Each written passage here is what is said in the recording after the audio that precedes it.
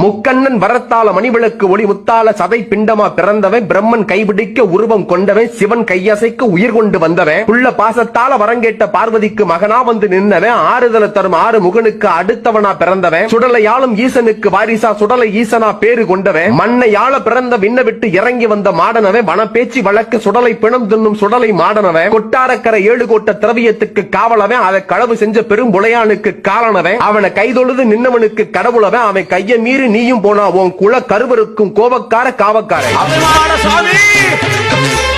கோட்டையிலும் குடியிருந்து கோமகனாய் ஆளுவார், கொடிமரத்தில் குடியிருந்து குடிமக்களை வாழ்த்துவார், காட்டுக்குள்ளே கோயில் கொண்டு கஷ்டங்களை நீக்க